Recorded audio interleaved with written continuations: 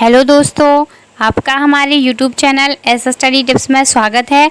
और इस वीडियो में हम पर्यावरण अध्ययन के टॉप 20 क्वेश्चन डिस्कस करेंगे जो आपके सभी कॉम्पिटिटिव एग्जाम के लिए बहुत ही हेल्पफुल है, खासकर सीटेट, एमपीटेट और अदर टीईटी एग्जाम के लिए। तो चलिए बढ़ते हैं अपने पहले प्रश्न की तरफ। ठीक है, पहला प्रश्न है, इग्लू वाले घर बनते हैं बहुत ठंडे क्षेत्र में, बहुत गर्म क्षेत्र में, बारिश वाले क्षेत्र में या इनमें से कोई नहीं। जल्दी बताइए, जो इग्लू वाले घर हैं वह किस क्षेत्र में बनते हैं।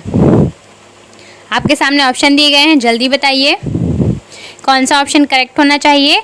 तो जो इग्लू वाले घर हैं वो एस्किमो प्रजातियों के लिए बनाए जाते हैं। तो जो इग्लू वाले घर हैं वह बहुत ही ठंडे क्षेत्रों में एस्किमो प्रजाति के लोग बनाते हैं। ठीक है, ऑप्शन नंबर ए इसका बिल्कुल करेक्ट आंसर है। ठीक है, अगला प्रश्न है हमारा, गिर परियोजना अवस्थित है। ऑप्शन मध्य प्रदेश में, गुजरात में, महाराष्ट्र में या उत्तर प्रदेश में। जल्दी बताइए, गिर परियोजना कहाँ पर अवस्थित है। इम्पोर्टेंट क्वेश्चन है, कई बार पूछा जा चुका है। जल्दी बताइए, गिर परियोजना अवस्थित है गुजरात में। ठीक है, कहाँ पर? गुजरात में। ऑप्शन नंबर बी इसका बिल्कुल करेक्ट आंसर है। ठीक है, बढ़ते हैं अपने अगले प्रश्न की तरफ। निम्न में से कौन सा विषय पर्यावरण से संबंधित है? गणित, इतिहास, अंग्रेजी भाषा या भूगर्भशास्त्र। जल्दी बताइए, इन चारों में से कौन सा ऐसा विषय है जो पर्यावरण से संबंधित है। ठीक है, जल्दी बताइए कौन सा विषय पर्यावरण से संबंधित है। आंसर है इसका भूगर्भशास्त्र, एक ऐसा विषय है जो पर्यावरण से संबंधित है। ऑप्शन नंबर डी इसका बिल्कुल करेक्ट आंसर है। ठीक है, अगला प्रश्न है हमारा, विज्ञान का अध्ययन करने से बच्चे में निम्न में से कौन सा विकास होगा? वैज्ञानिक स्वभाव और तार्किक सोच, सामान्य ज्ञान, बोध कौशल या सामाजिक ज्ञान। जल्दी बताइए, जो बच्चे विज्ञान का अध्ययन करते हैं उसमें से उनमें कौन से गुण का विकास होता है? जो बच्चे विज्ञान का अध्ययन करते हैं उनमें वैज्ञानिक स्वभाव और तार्किक सोच बढ़ती है और तार्किक सोच का विकास होता है। ऑप्शन नंबर ए इसका बिल्कुल करेक्ट आंसर है। ठीक है, अगला प्रश्न है, भौतिक एवं जैविक संसार जहाँ कोई रहता है उसे कहते हैं पर्यावरण, वायुमंडल, जलमंडल या इनमें से कोई नहीं। ठीक है, हम सभी जानते हैं एक परिवेश है जो हमें चारों तरफ से घेरे हुए है, उस परिवेश को हम क्या कहते हैं? पर्यावरण। और भौतिक एवं जैविक संसार जहाँ पर कोई रहता है उसे हम क्या कहते हैं? उसे भी हम पर्यावरण के नाम से जानते हैं। ठीक है, ऑप्शन नंबर ए इसका बिल्कुल करेक्ट आंसर है। ठीक है, अगला प्रश्न है, भारत का पहला स्टीम इंजन कौन सा है? देशबंधु, गांधी, वायुदूत या सेतु समुद्रम। जल्दी बताइए, भारत का पहला स्टीम इंजन कौन सा है? जल्दी बताइए। Option number A Deshbandhu Bharat का पहला स्टीम इंजन है। ठीक है, याद रखिएगा, इंपॉर्टेंट क्वेश्चन है। अगला प्रश्न है हमारा, वृक्षवासी जानवरों को खालिस्तान जानवरों के रूप में भी जाना जाता है। स्थलीय जानवर, भूमिक जानवर, हवाई जानवर या जलीय जंतु। वृक्षवासी नाम से स्पष्ट हो रहा है, वृक्ष में वास करने वाले जानवर, उन्हें हम किस रूप में जानते हैं? जो जानवर वृक्ष में निवास करते हैं उन्हें हम हवाई जानवर के नाम से जानते हैं। ठीक है, ऑप्शन नंबर सी इसका बिल्कुल करेक्ट आंसर है। ठीक, अगला प्रश्न है, पर्यावरण के साथ रहने वाले जीवों के अध्ययन को खालिस्तान के रूप में जाना जाता है। पारिस्थितिकी तंत्र, पर्यावरण, समुदाय या पारिस्थितिकी।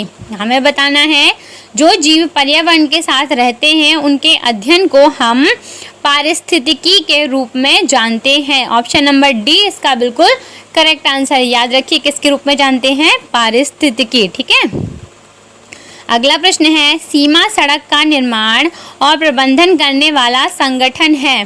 सीमा सड़क विकास board, city highway authority of India, सरकारी सड़क जहां सीमांत रेखाएं हैं या रक्षा मंत्रालय। जल्दी बताइए, सीमा सड़क का निर्माण और प्रबंधन करने वाला संगठन किस नाम से जाना जाता है? इस संगठन को हम सीमा सड़क विकास बोर्ड के नाम से जानते हैं। ऑप्शन नंबर ए इसका बिल्कुल करेक्ट आंसर है। ठीक है, अगला प्रश्न है, पृथ्वी पर मौसम किस क्षेत्र में होता है? क्षोभ मंडल, मध्य मंडल, आयन मंडल या बाह्य मंडल? जल्दी बताइए, पृथ्वी का ऐसा कौन सा क्षेत्र है जहाँ पर मौसम होता है? ठीक है, जल्दी बताइए, पृथ्वी के क्षोभ मंडल नामक क्षेत्र में मौसम होता है। ठीक है, ऑप्शन नंबर ए इसका बिल्कुल करेक्ट आंसर। याद रखिएगा, पृथ्वी पर मौसम क्षोभ मंडल में होता है। ठीक है, अगला इंपॉर्टेंट क्वेश्चन, गैस के दाब को मापने के लिए किस यंत्र का प्रयोग किया जाता है?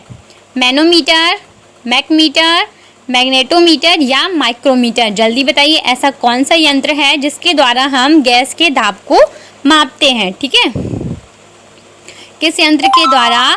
मैनोमीटर के द्वारा हम गैस के दाब को मापते हैं। ठीक है, ऑप्शन नंबर ए इसका बिल्कुल करेक्ट आंसर है। ठीक है, बढ़ते हैं अपने अगले प्रश्न की तरफ। पानी के नीचे ध्वनि मापने के लिए कौन सा यंत्र उपयोग किया जाता है?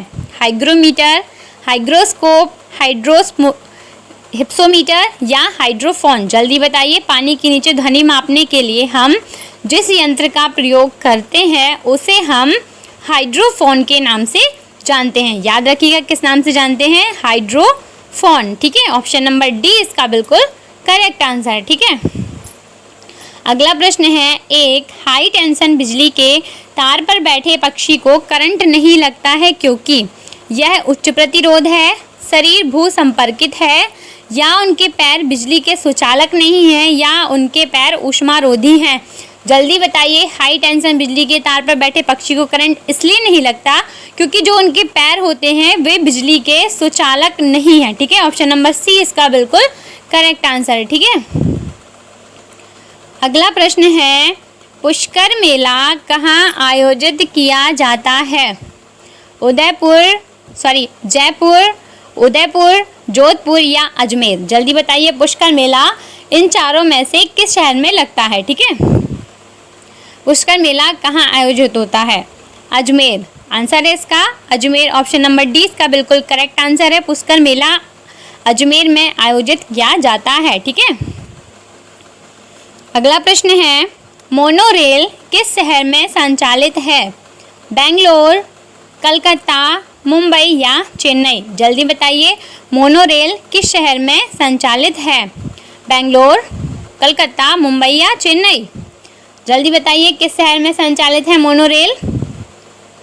मुंबई। ऑप्शन नंबर सी इसका बिल्कुल करेक्ट आंसर है, मोनोरेल मुंबई शहर में संचालित है। ठीक है, अगला प्रश्न है हमारा, दूध से दही बनने की प्रक्रिया को कहते हैं?